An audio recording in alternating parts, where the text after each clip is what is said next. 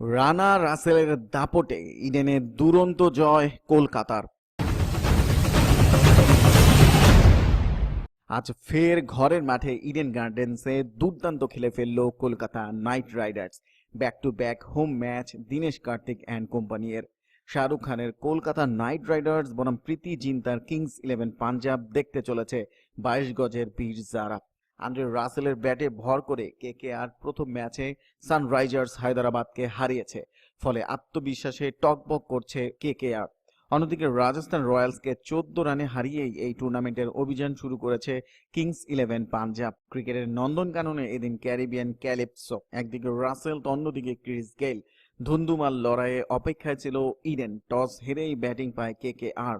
রবিন উথাপ্পার 67, নীতিশ রানার 63 এবং আন্দ্রে রাসেলের দুরন্ত 48 রানের দুর্দান্ত ব্যাটিংয়ে 219 রানের পাহাড় দাঁড় করিয়ে দিল পাঞ্জাবের সামনে। রান তাড়া করতে নেমে কিংস 11-এর প্রথম স্পেলে ধস নামে। রাহুল মাত্র 1 রান করে আউট হয়ে যান। এরপরে পাঞ্জাবের প্রধান হাতিয়ার ক্রিস গেইল মাত্র 20 রানেই প্যাভিলিয়নের পথ ধরেন। এরপর ডেভিড মিলার এবং মায়াঙ্ক আগরওয়াল তুমুল লড়াই করে দলকে সামান্য হলেও জয়ের দিকে নিয়ে যেতে চাচ্ছিলেন। মায়াঙ্ক আগরওয়াল 58 রানের দুর্দান্ত ইনিংস খেলে আউট হলে দলের হাল ধরেন ডেভিড মিলার এবং মনদীপ সিং। কিন্তু কেকেআর এর রানের পাহাড় পার করা তাদের জন্য সহজ হলো না। ততক্ষণে 20 ওভার শেষ করে মাত্র 190 রানেই ক্ষান্ত দিতে হলো কিংস পাঞ্জাবকে।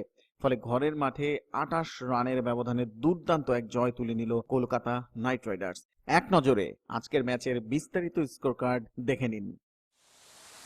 বন্ধুরা, ভিডিওটি কেমন হলো কমেন্টস করে জানান। ভালো লাগলে লাইক দিন ও শেয়ার করুন। আমাদের চ্যানেলটি সাবস্ক্রাইব করে সাথেই থাকুন।